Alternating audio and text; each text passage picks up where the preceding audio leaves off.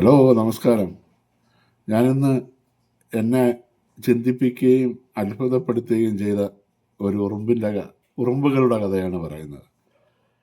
അത് ഞാനൊരു മുമ്പൊരു ഒരു വെളിമ്പ്രദേശത്ത്, കാടിനോട് ചേർന്നൊരു പ്രദേശത്ത് വെറുതെ പ്രത്യേക പണിയൊന്നും ഇല്ലാതെ ഇങ്ങനെ ഇരിക്കുകയാണ്.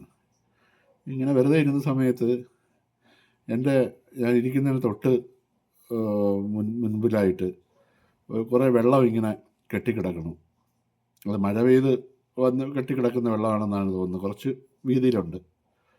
അങ്ങനെ ശ്രദ്ധിച്ച സമയത്ത് ഇനി എൻ്റെ കൈ കൊണ്ട് തട്ടിയാൽ നേരത്തെ അവിടെ കിടക്കുന്നതെന്ന് അറിയില്ല. ഒരു ഉണങ്ങിയ, ഇച്ചിരി നീളമുള്ള ഉണങ്ങിയ ഇച്ചിരി കനമുള്ളൊരു കമ്പ് വെള്ളത്തിൻ്റെ നടുക്കായി കിടക്കുന്നു. അപ്പോൾ ഞാനിങ്ങനെ വേറെ പണിയൊന്നും ഇല്ലാതിരിക്കുമല്ലേ. അങ്ങനെ ഇരുന്ന സമയത്ത് ആ മരത്തിൻ്റെ മുകളിൽ ഒരു കറുത്ത ഉറുമ്പ് വളരെ സ്പീഡിൽ അങ്ങോട്ട് പോകുന്നു, തിരിച്ചോടുന്നു. ആ മരത്തിന് മുകളിൽ തന്നെ അങ്ങോട്ടും ഇങ്ങോട്ടും ഇങ്ങനെ ഓടുന്നു. അപ്പോൾ ഞാനിങ്ങനെ വെറുതെ ഒന്നും പണിയൊന്നും ഇല്ലായിരിക്കില്ലേ. അപ്പോൾ ഈ പണ്ട് പിന്നെ എന്തുവാ, കുട്ടൂസന് വീട് കാണിച്ചു കൊടുക്കാമോ, പുള്ളിമാന് ഇതൊക്കെ നമ്മൾ ഈ ബാലരമയിലൊക്കെ വായിച്ചിട്ടുണ്ടല്ലോ. അങ്ങനെ ഒരു കൗതുകത്തിൽ ഈ തൊട്ടടുത്തൊക്കെ ഈ ചുള്ളിക്കമ്പുകൾ കിടപ്പുണ്ട്. അപ്പോൾ ആ ചുള്ളിക്കമ്പുകൾ എടുത്തിട്ട് ഞാൻ ഒരു കമ്പ് ആ ഉണങ്ങിയ കമ്പിൽ വെക്കും, മറ്റേത് വെള്ളത്തിൽ വെക്കും, പിന്നെ ഇത്തിരി നീളത്തിൽ വെക്കും. അങ്ങനെ ഒരു 10-15 കമ്പുകൾ ഇങ്ങനെ പല രീതിയിൽ വെച്ചതിന് ശേഷം, വെള്ളത്തിൽ തന്നെ വെച്ചതിന് ശേഷം ലാസ്റ്റിലൊരു കമ്പ് കരയ്ക്ക് എത്തുന്ന രീതിയിൽ ഞാനിങ്ങനെ വെച്ചു. അപ്പോഴീ ഉറുമ്പ് പല കമ്പുകളിൽ കയറും, വെള്ളത്തിലെത്തും, തിരിച്ച് കയറും. അവസാനം ഞാനിങ്ങനെ നോക്കിയ സമയത്ത് ഇത് കറക്റ്റ് ആ കരയിലേക്ക് വെച്ചിരുന്ന കമ്പിൽ കയറി പുറത്തു പോയി. ഞാൻ ഒരു ഉറുമ്പിനെ രക്ഷപ്പെടുത്തിയല്ലോ എന്നുള്ള ചിന്തയിൽ ഞാനിങ്ങനെ വെറുതെ ഇരിക്കുമല്ലേ, വെറുതെ ഇങ്ങനെ ഇരിക്കുന്ന സമയത്തൊരു കൗതുകത്തിൽ ചെയ്തതാണ്. അങ്ങനെ അത് കഴിഞ്ഞു. ഞാൻ നോക്കിയ സമയത്ത് ഈ പുറത്ത് പോയ ഉറുമ്പ് അതേ സ്പീഡിൽ പുറത്ത് പോയി തിരിച്ച് അതേ കമ്പിൽ കൂടെ തിരിച്ച് ഈ ഉണങ്ങിയ കമ്പിലേക്ക് പോവുകയാണ്.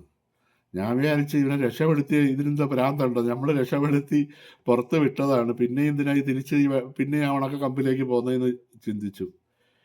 ഇത് പോയി തിരിച്ച് ആ ഉണങ്ങിയ കമ്പിൽ തിരിച്ചെത്തി ഇങ്ങോട്ട് വന്ന് നടന്നു, ഓടി.